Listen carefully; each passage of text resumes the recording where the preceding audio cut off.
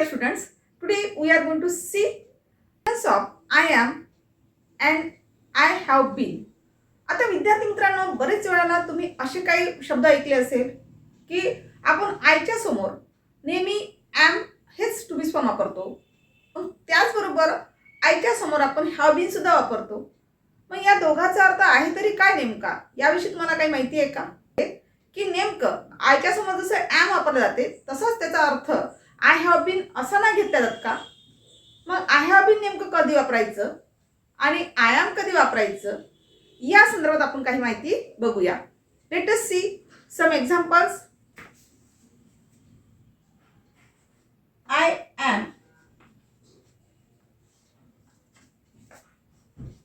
I have been. जसं की we are, we have been.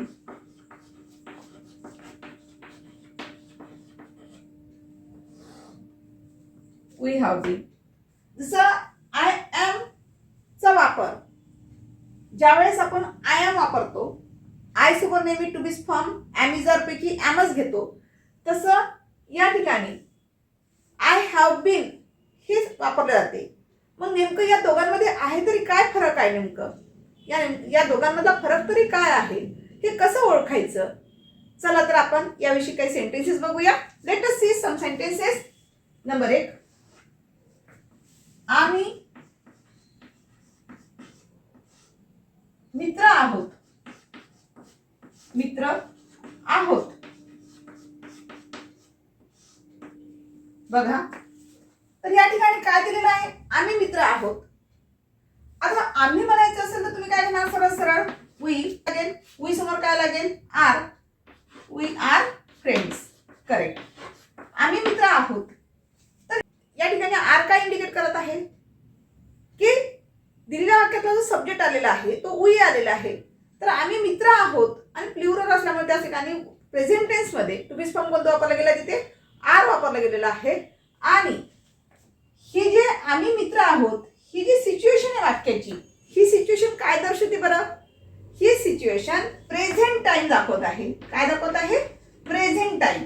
Present time म्हणजे सद्यस्थिती. प्रेझेंट टाइम यामध्ये दाखवत आहे. जर आपल्याला असं म्हणायचं असेल, सेकंड सेंटेन्स बघूया. आम्ही लहानपणापासून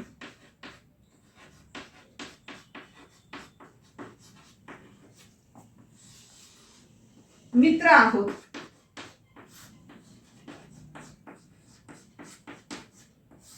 मित्र आहोत. जर असं वाक्य आलं असेल तर काय फरक लक्षात येते तुम्हाला? आता बघा, आम्ही मित्र आहोत हे म्हणायसाठी आपण काय वापरलेलं आहे? वी आर फ्रेंड्स असं वापरलेलं आहे, राईट. पण याच वाक्याला आपण काय केलेलं आहे? थोडं एका शब्दामुळे ते वाक्य कसं झालेलं आहे? थोडं वाक्यरचनेमध्ये बदल पडलेला आहे. आम्ही मित्र आहोत, पण कधीपासून आहोत? लहानपणापासून. जर अशा प्रकारचं जर वाक्य आलं असेल तर तुम्हाला या ठिकाणी वी आर फ्रेंड्स असं म्हणता येणार नाही. मग आता वापरायचं कसं? तर अशा वेळेस जर लॉंग टर्म दाखवत असेल, यावरून काय इंडिकेट होते? यावरून तुमचं जे मित्र आहे, तुमचे जे मित्र आहेत ते कधीपासून आहे? तर अगदी फ्रॉम चाइल्डहुड, नाही का? लहानपणापासून आहे. सिन्स चाइल्डहुड असं पण म्हणू शकता तुम्ही. सिन्स 5 इयर्स, 5 वर्षापासून आम्ही मित्र आहोत, अशा प्रकारचं. मग अशा वेळेचा जो कालावधी दाखवला जातो, तो एक काय झालेला आहे? लॉंग पिरियड झालेला आहे. आणि लॉंग पिरियड ज्यावेळेस दाखवला जात असेल त्यावेळेला या ठिकाणी काय वापरायचं तुम्हाला? हॅव बीनचा वापर दाखवायचा आहे. म्हणजे हे वाक्य कसं होईल? We have been friends since childhood. म्हणजेच काय? लहानपणापासून, बालपणापासून आम्ही काय आहोत? मित्र आहोत, अशा पद्धतीचं. ठीक आहे. इथे बघा, आम्ही मित्र आहोत, इथे काय दाखवत आहे? We are friends first sentence मध्ये. म्हणजेच प्रेझेंट टाइम सद्यस्थिती असल्यामुळे, सद्यस्थिती जर दाखवायची झाली असेल तर फक्त वाक्यामध्ये सब्जेक्टला अनुसरून एम इज आर, फक्त सब्जेक्टला अनुसरून टू बी फॉर्मचा वापर करायचा. प्रेझेंट टाइमसाठी. ठीक आहे. Am, is, are. जसं की तुम्हाला माहीतच आहे, आय असेल तर टू बी फॉर्म आपण कोणतं वापरतो? एम. ही, शी, इट असेल तर अशा वेळेस टू बी फॉर्म कोणतं वापरतो? इज. आणि वी, दे, यू असेल तर अशा वेळेस कोणतं टू बी फॉर्म वापरतो आपण? आर हे टू बी फॉर्म वापरतो. ठीक आहे. तर तशाच पद्धतीने जर आपल्याला लॉंग ड्युरेशन दाखवायचं असेल तर अशा वेळेस त्या वाक्यामध्ये हॅव बीनचा वापर करणं जरुरी राहील. म्हणजे लॉंग ड्युरेशन, जसं की बालपणापासून, लहानपणापासून, मागील 5 वर्षापासून असं जरी म्हणायचं झालं असेल तरीही या वाक्यामध्ये काय वापरायचं? आपल्याला सीनचा वापर करता येईल. म्हणजे लहानपणापासून ठराविक पिरियड दिलेला आहे का? नाही. त्याच्यामुळे त्या ठिकाणी काय घ्यावं लागेल? तुम्हाला हॅव बीनचा वापर करावा लागेल. आणि वाक्यामध्ये जिथून आपल्याला म्हणजे बऱ्याच कालावधी लोटला गेलेला असेल तर हे दाखवण्यासाठी सीनचा सुद्धा वापर त्या ठिकाणी करावा लागेल. चला तर आता आपण पास्ट टेन्सकडे वळूया. आय वॉज आणि आय हॅड बीन या दोघांमध्ये काय फरक आहे जाणून घेऊया. आता हे शब्द तुम्ही ऐकलेलेच आहे. जसे की आय वॉज, आय समोर टू बी फॉर्म कोणता वापरणार? I was. आणि यामध्ये आय हॅड बीन याचा अर्थ काय होतो हे आपल्याला लक्षात घ्यायचं आहे. जसे की ही समोर काय वापरणार आपण? He was. तर या ठिकाणी सुद्धा काय घेणार आपण? He had been. तर या दोघांचा अर्थ कशा पद्धतीने एकसारखा वापरला जातो, कशा पद्धतीने वापरला जातो, कसा वापरायचा या ठिकाणी तर बघूया आपण. Late us see some sentences. तो डॉक्टर होता. तो डॉक्टर होता. आता तो डॉक्टर होता हे म्हणायसाठी तुम्हाला सगळ्यात पहिलं लक्षात घ्यावं लागेल. तो डॉक्टर होता काय इंडिकेट करत आहे? तो डॉक्टर होता. आता आहे का? नाही. होता म्हणजेच काय दर्शवत आहे? Past time. म्हणजे भूतकाळीन गोष्ट सांगत आहे. काय दाखवत आहे? पास्ट टाइम दाखवत आहे, भूतकाळ दाखवत आहे. राईट. तर अशा वेळेस हे वाक्य कसं घ्यायचं? आता तो म्हणायसाठी काय घ्यायचं? ही. होता म्हणायसाठी काय घ्यावं लागेल? Was. He was a doctor. ठीक आहे. याच वाक्याला जर आपल्याला एक्सपांड करून घ्यायचं असेल तर कसं होणार? तो 20 वर्ष डॉक्टर होता.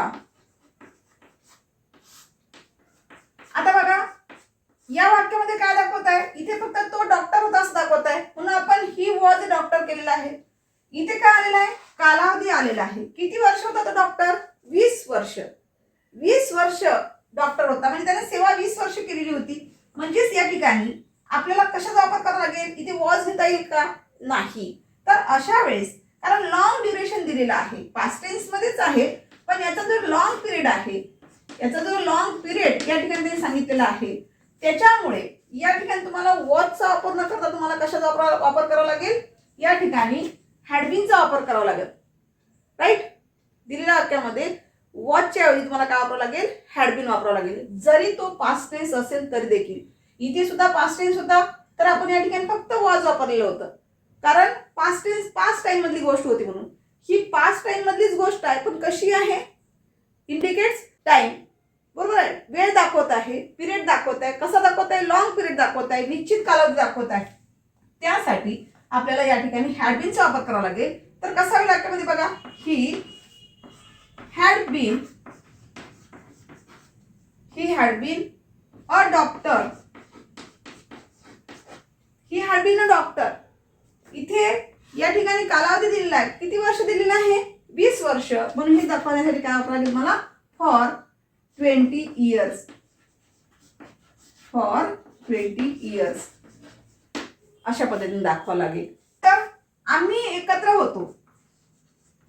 आम्ही एकत्र होतो. आता या वाक्याचं कशा पद्धतीने इंग्रजीमध्ये होईल हे तुम्ही मला कॉमेंटमध्ये नक्की कळवा. ठीक आहे. चला तर आपण आजच्या तासामध्ये काय शिकलो की आय एम आणि आय हॅव बीन याचा वापर वाक्यामध्ये कशा पद्धतीने करायचा, त्याचबरोबर वी आर आणि वी हॅव बीन याचा वापर वाक्यामध्ये कशा पद्धतीने करायचा. नंबर 3 आय वॉज आणि I had been, he was, he had been याचा वापर वाक्यामध्ये कशा पद्धतीने करायचा हे आपण आजच्या तासामध्ये बघितलेलं आहे. In the next video, we will see the next grammar topic.